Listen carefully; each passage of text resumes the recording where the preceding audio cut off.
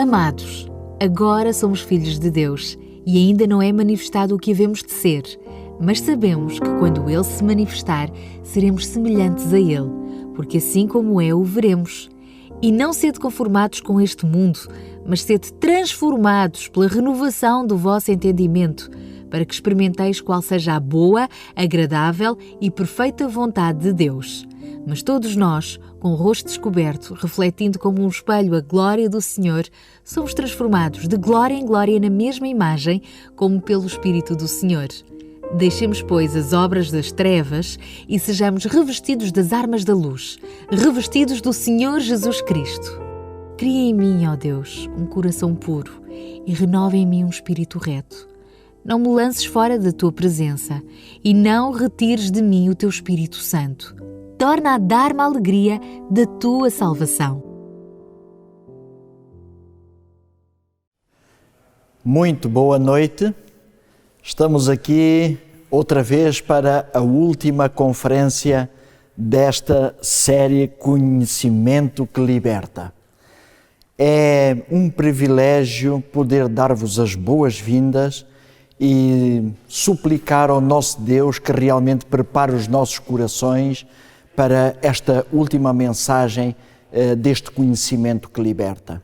Gostaria de poder iniciar com uma oração. Querido e santo Deus, é no nome do Senhor Jesus que te queremos agradecer o privilégio que é poder partilhar a Tua palavra. Mas necessitamos que sejas Tu a abrir o nosso entendimento para compreendermos perfeitamente aquilo que Tu nos queres dizer. Abençoa a cada telespectador, a cada ouvinte também da RCS, Senhor, para que possamos todos apreender aquilo que Tu nos queres ensinar. No nome de Jesus. Amém.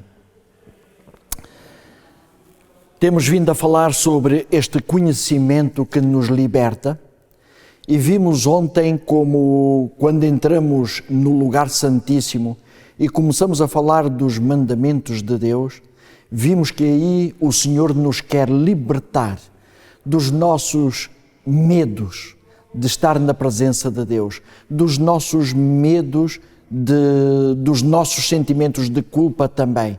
Gostaria que hoje pudéssemos ainda aprofundar um pouco mais esse conhecimento que Deus nos quer transmitir para nos libertar.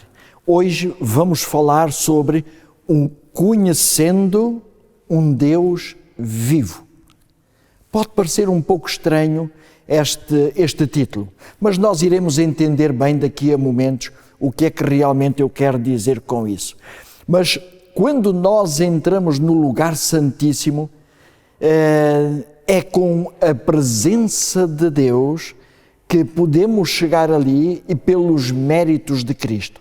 Mas quando entramos, dizemos que exaltado privilégio, seres finitos, de pó e cinza. Quer dizer que seres finitos como nós, que vivemos uns anos nesta terra, depois tudo passa e voltamos outra vez ao pó e à cinza. Mas seres finitos de pó e cinza, admitidos pela mediação de Cristo, e reparem bem agora, na sala de audiência do Altíssimo. Que coisa espantosa! Sala de audiência do Altíssimo. Eu, miserável pecador, tu, meu amigo, miserável pecador, podes entrar lá também. Depois encontramos um Deus misericordioso e vimos que a primeira mensagem que Deus nos transmite, quando vamos com grande humildade à presença de Deus, quando vamos não pelos nossos méritos, não pelas nossas obras, mas quando vamos exatamente pelos méritos de Cristo, isto simboliza a humildade à sua presença, então Deus diz-nos: ainda bem que viestes, eu quero ser misericordioso contigo. Mas vimos também que a lei de Deus tem um objetivo especial, e esse objetivo é mostrar o caráter de Deus. Ontem começamos a ver o primeiro mandamento e vimos que antes do pecado havia uma referência, Deus. Depois do pecado passou a haver duas referências, e essas referências são Deus e Satanás. E aquilo que Deus nos diz é: olha, não sigas a outra referência. Ele intitula-se Deus também, mas não é. Segue-me a mim, a única referência, porque eu sou o único que quero dar-te orientações para a tua felicidade eterna. E vimos quais foram as características de Deus. Um Deus misericordioso, um Deus piedoso, um Deus grande em bondade, um Deus longânimo, um Deus perdoador. E talvez nós digamos: ó Senhor, mas eu não sou nada parecido contigo. E nem deveríamos realmente estar tremendamente preocupados com isso, porque se houver uma preocupação da nossa parte em seguir cada passo desse, isso já é uma obra nossa. Não, aquilo que devemos fazer é contemplar o caráter de Cristo, ver como Ele agia, ver como Ele é, para depois nós fazermos de igual modo, para depois nós o imitarmos. E agora nós perguntamos: como é que eu posso contemplar o caráter de Deus neste segundo mandamento? O segundo mandamento diz-nos isto: não farás para ti imagem de escultura, nem alguma semelhança do que há em cima nos céus, nem embaixo na terra, nem nas águas debaixo da terra. Não te encurvarás a elas e nem as servirás. Nós podemos dizer: nós não temos imagens de escultura nas nossas igrejas, por isso este mandamento guardamos perfeitamente.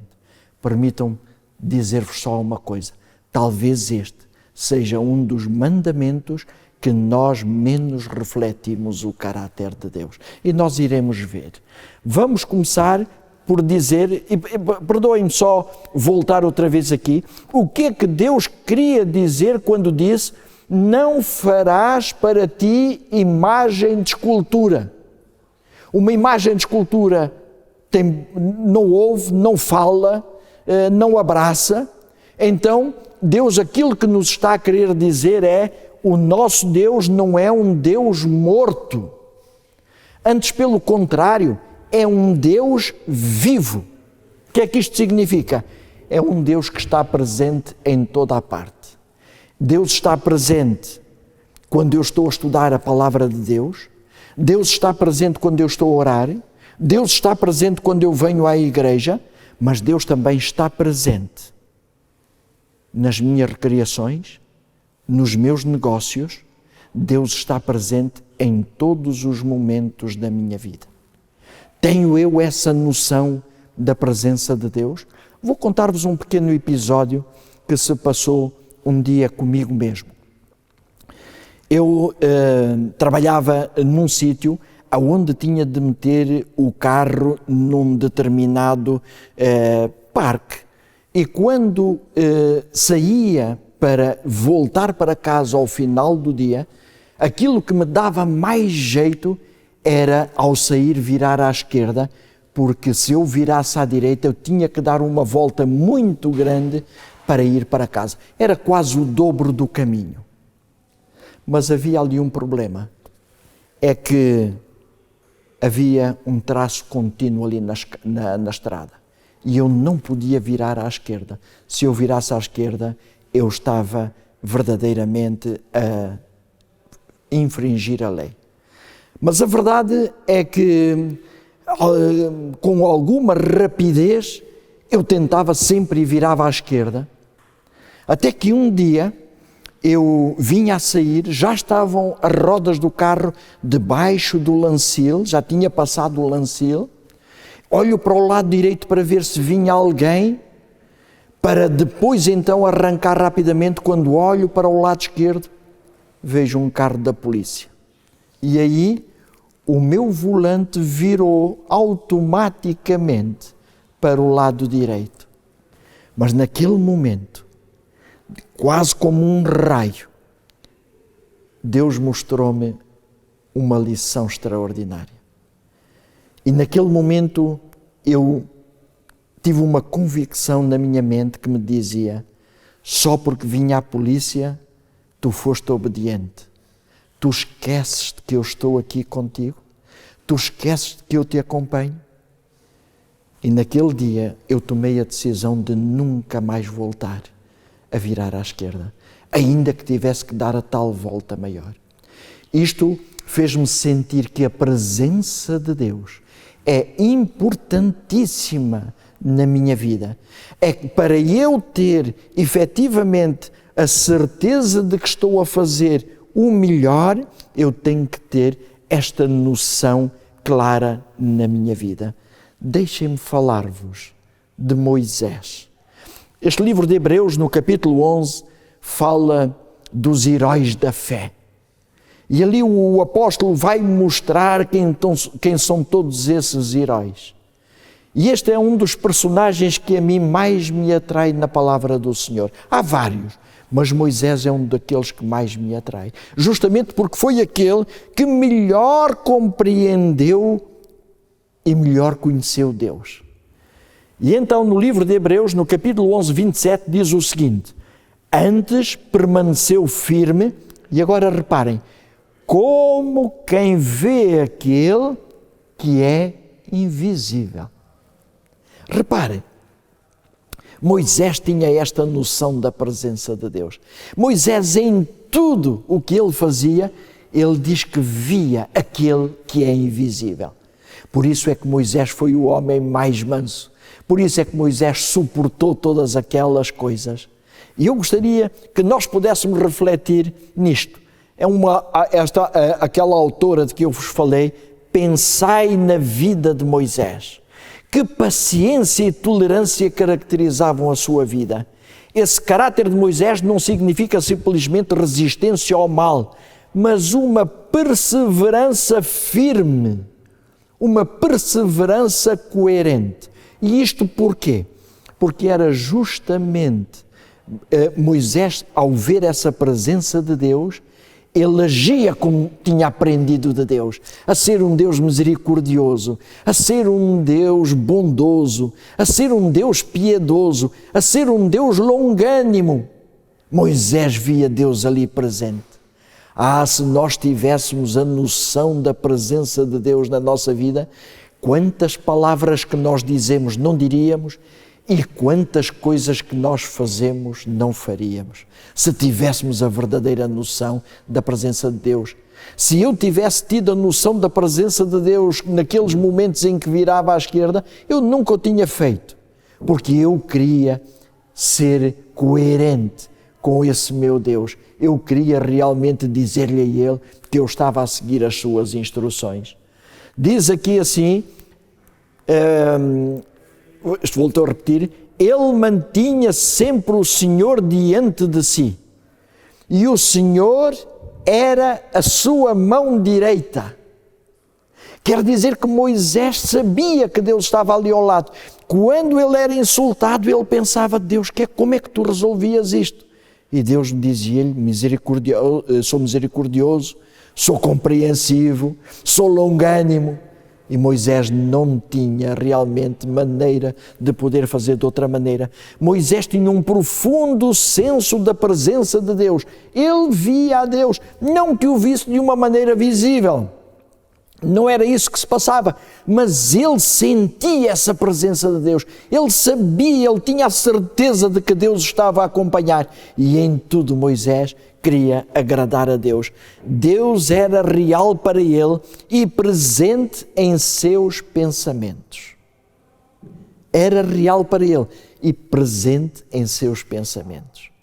Eu gosto de examinar a vida de Moisés, porque ele me ensina muito acerca desse conhecimento de Deus. E agora reparem, quando chamado a enfrentar o perigo, a suportar insultos e ser mal compreendido por causa de Cristo, ele foi perseverante para suportar sem represália. Estou eu a fazer assim também? Estou eu com essa noção da presença de Deus?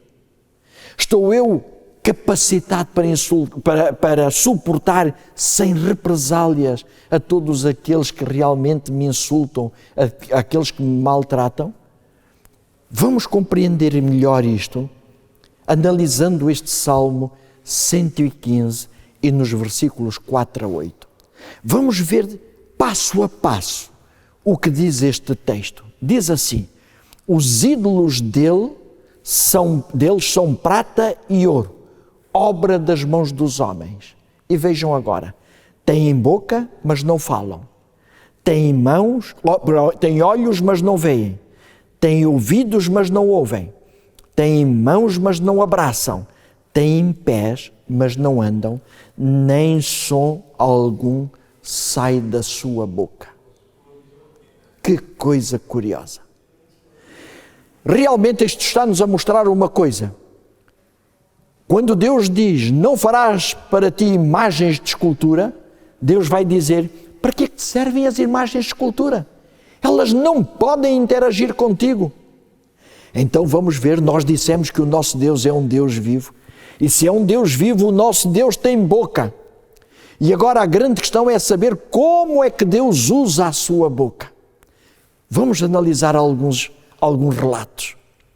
Diz aqui assim este texto de Gênesis 28:15, e eis que estou contigo e te guardarei por onde quer que fores e te farei tornar a esta terra, porque te não deixarei até que te haja feito o que te tenho dito. Sabes a quem é que Deus dirigiu estas palavras? A Jacó. O que é que Jacó tinha feito? Jacó estava fugido.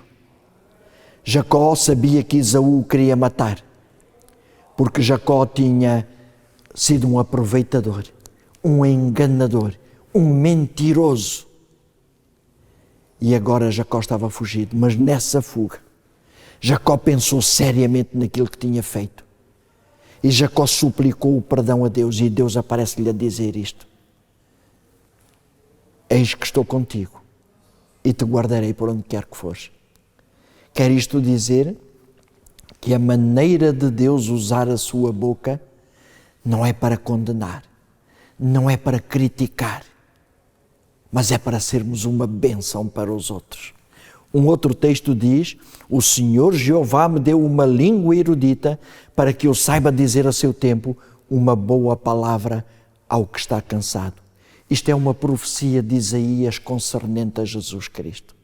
Me deu uma língua erudita para que eu saiba dizer uma boa palavra àquele que está cansado, para que eu saiba dizer uma boa palavra àquele que errou, àquele que não fez as coisas corretamente, mas mesmo assim que eu saiba dizer uma boa palavra a essa pessoa.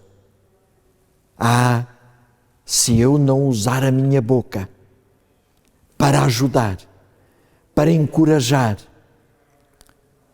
se eu não usar a minha boca para abençoar, a que referência estou eu a seguir? Se eu usar a minha boca para condenar, para criticar, a que referência estou eu verdadeiramente a seguir? Mas o nosso Deus tem boca. Pois diz que o nosso Deus tem olhos. Há um texto muito curioso e que chama a minha atenção de uma maneira particular.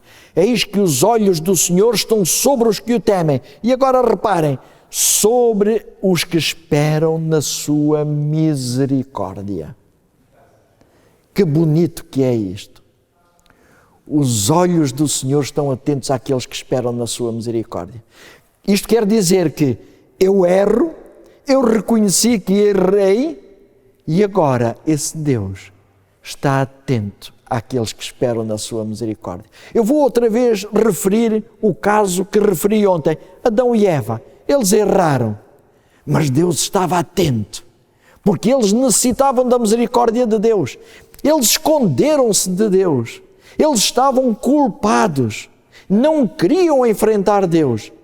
Mas Deus estava atento àqueles pecadores que necessitavam da sua misericórdia. Sabem o que é que isto quer dizer, meus queridos amigos? É que nós também devemos estar atentos àqueles que estão à espera da nossa misericórdia, àqueles que erraram contra nós e que agora até nos querem evitar. Com certeza deveríamos ser nós a dar o primeiro passo, imitando Deus. Foi assim que Deus fez com Adão. Sim, àqueles que esperam na sua misericórdia. Se eu não estiver atento àqueles que esperam na misericórdia, a que referência estou eu a seguir? Estão a ver aqui o primeiro mandamento também está envolvido em todos os outros mandamentos? Mas esta é a realidade. Diz que Deus tem ouvidos. Vamos ler um texto que nos diz: os justos clamam e o Senhor os ouve e os livra de todas as suas angústias. Ainda um outro que diz: estando eu em angústia, invoquei ao Senhor e a meu Deus clamei. Do seu templo ouviu ele a minha voz e o meu clamor chegou aos seus ouvidos. Assim, Deus está atento ao nosso clamor. Eu vou dizer-vos que neste preciso momento, não apenas eu, mas centenas e centenas de pessoas estão clamando a Deus por uma amiga nossa que está a viver momentos muito delicados na sua vida. Mas nós podemos ter confiança, porque diz aqui: do seu templo ouviu ele a minha voz e o meu clamor chegou aos seus ouvidos. Que bom saber que esse Deus está disponível para nos ouvir, para ouvir o nosso clamor. Aqui há alguns anos atrás, ainda no século passado, eu li um artigo, quase ao virar do século, que dizia que o grande problema do presente século, século XXI, iria ser o problema de depressões, o problema de grandes angústias, de pessoas que não tinham capacidade para resolver os seus próprios problemas. Mas ele dizia a razão porque é que isso ia acontecer. E ele dizia que a vida ia ser tão agitada, que não haveria ninguém disponível para ouvir. São os pais que não têm tempo para ouvir os filhos. É o marido que não tem tempo para ouvir a esposa e a esposa ao marido. São os amigos que não têm tempo para os outros amigos. Ainda esta semana eu recebi um telefonema que dizia que ela não tinha pessoas que pudessem ajudar naquele momento. Sim, amigos, se eu não estiver atento àqueles que têm necessidade, que eu lhes dedique tempo para ouvi-los, a que referência estou eu a seguir? Continuamos com o mesmo problema. Se eu efetivamente não dedico tempo nenhum aos outros, não quero ouvi-los porque tenho as minhas coisas, quero ser egoísta apenas com as minhas coisas, eu não estou a seguir a referência certa, mas estou a seguir a outra referência. Diz que Deus tem mãos. Olhem que bonito este texto. Eis que a mão do Senhor não está encolhida para que não possa salvar, nem o seu ouvido agravado para não poder ouvir. Quer dizer que mesmo quando um amigo meu cai, um amigo meu erra, um amigo meu comete um pecado qualquer, eu deveria estar atento para lançar a mão para o erguer. Se eu, em vez de fazer isso, o criticar, se eu, em vez disso, o rebaixar, Se eu, em vez disso, não quiser ser mais seu amigo, a que referência estou eu a seguir?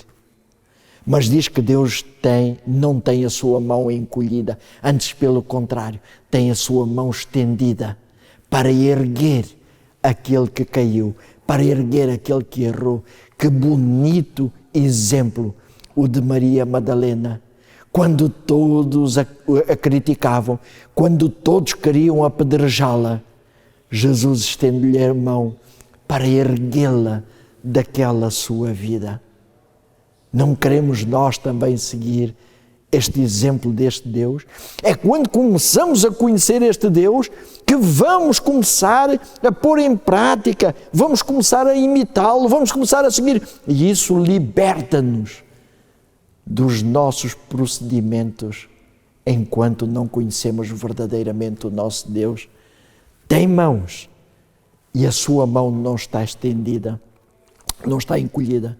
Deus tem pés. Encontrei aqui um texto que foi muito interessante ver, que diz: como são belos nos montes os pés daqueles que anunciam boas novas, que proclamam a paz, que trazem boas notícias, que proclamam salvação, que dizem a Sião: o teu Deus reina. Foi isto que Jesus fez quando esteve entre nós. Foi isto que Jesus anunciou, as boas novas. Foi isto que Jesus fez de proclamar a paz. Foi isto que Jesus fez de trazer boas notícias, proclamar a salvação. Diz quão são belos nos montes os pés daqueles que fazem isso.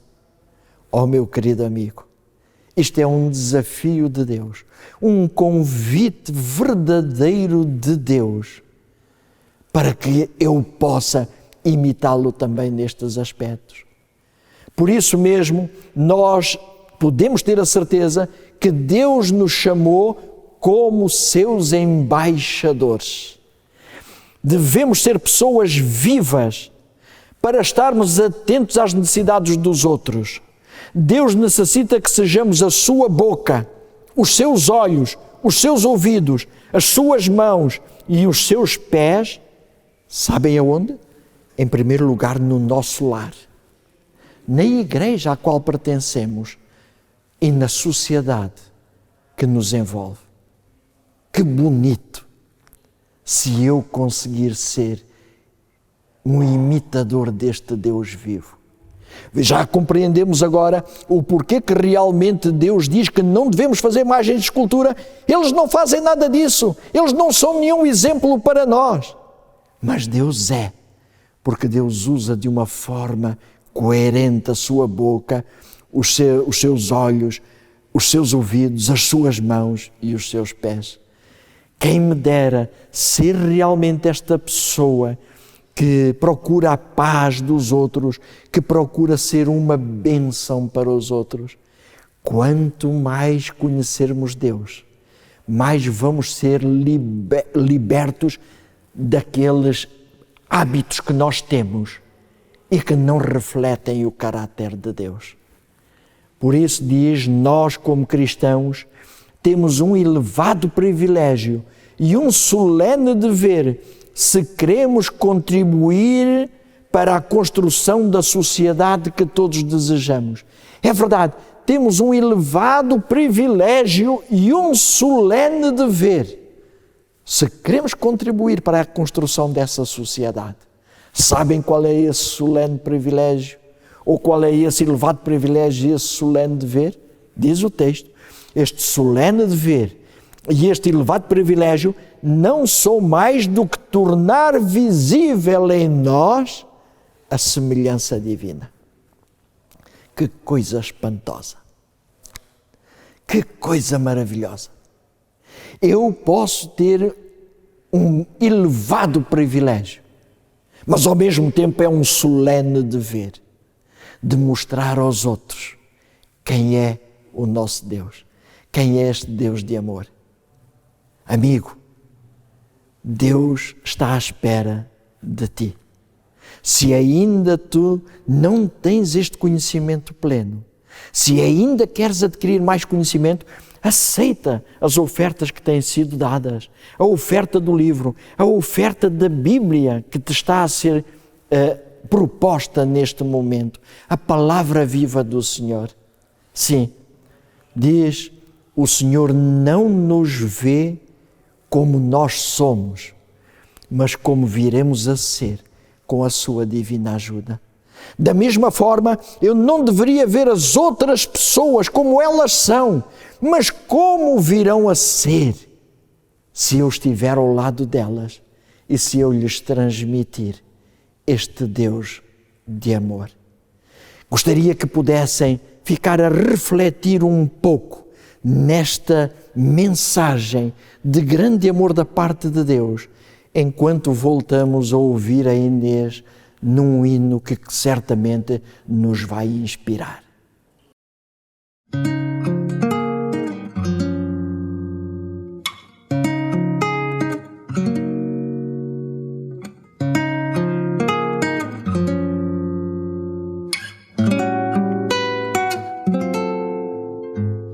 Eu sei de alguém que para mim é tão especial, porque criou o ser humano e lhe deu também o dom de ser formado à semelhança do Pai, que nos deu o seu amor. Alguém desceu do céu e veio a este mundo escuro e mau para dar a própria vida a milhões dos seus que iriam perecer sem chance de viver, escravos deste mundo vil. Bom Pai, dá-nos fé, coragem para seguir, visão para entender que só em Ti, Senhor, teremos luz, mostrando o caminho rumo ao céu. Caminho para a vida que é sem fim.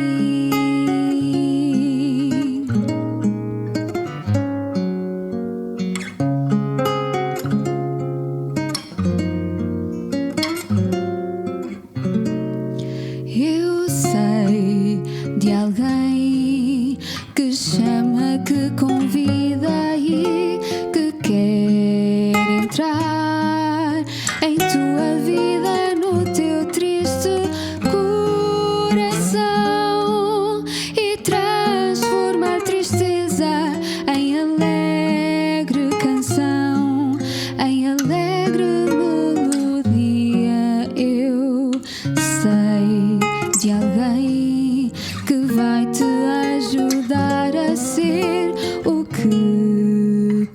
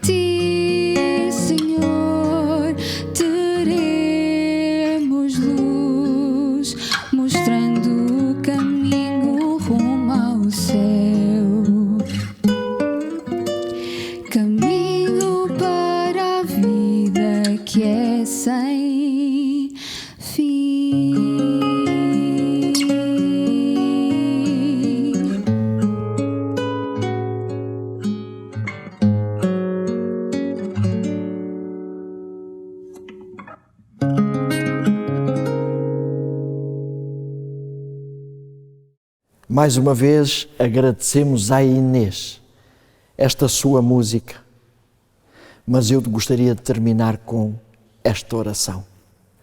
Bom Deus, tenho de admitir que ao contemplar melhor o teu caráter e a forma como tu ages, criaste em mim a vontade de usar melhor a minha boca, os meus ouvidos, os meus olhos, as minhas mãos e os meus pés.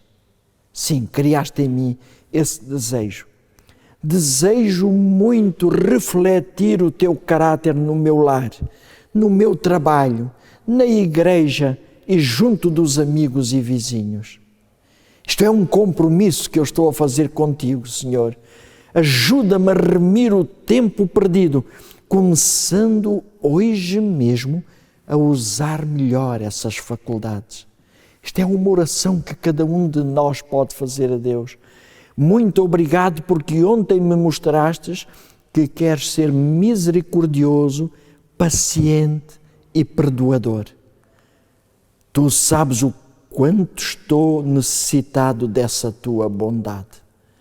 Obrigado, Senhor, por continuares a confiar em mim. Meu prezado amigo, queres tu realmente continuar também a confiar nesse Deus, a aceitar este desafio que Deus te faz para o imitar? Oro para que o Senhor te abençoe grandemente e não te esqueças, amigo, a oferta, a palavra de Deus. Se não a tens, adquire-a, porque realmente ao estudar essa palavra de Deus, Deus tem algo de extraordinário para te mostrar. Deus tem algo de extraordinário para te dar a conhecer esse seu grande amor. Vamos orar. Santo e bondoso Deus, que privilégio conhecer-te a Ti, Senhor. Que privilégio. Ó Pai, quando olhamos para nós mesmos e nos comparamos contigo, podemos desanimar. Mas muito obrigado porque nos dissestes que queres ser misericordioso conosco. Meu Deus, ajuda-nos a aceitar essa misericórdia e a não ter receio de vir ter contigo, de contemplar o teu caráter a cada momento, Senhor, para que assim, de uma forma natural, a nossa vida seja um espelho daquilo que Tu és. Abençoa a cada pessoa que está a assistir. Abençoa aqueles que estão a dar os primeiros passos para que eles verdadeiramente possam sentir esse desejo de Te conhecerem mais, de Te conhecerem melhor e verem que, efetivamente, muitas vezes nós, como cristãos, não Te representamos da melhor maneira. Tem misericórdia de todos nós, Senhor, e ajuda-nos. Te pedimos no nome de Jesus. Amém, Senhor. Que Deus vos abençoe a todos.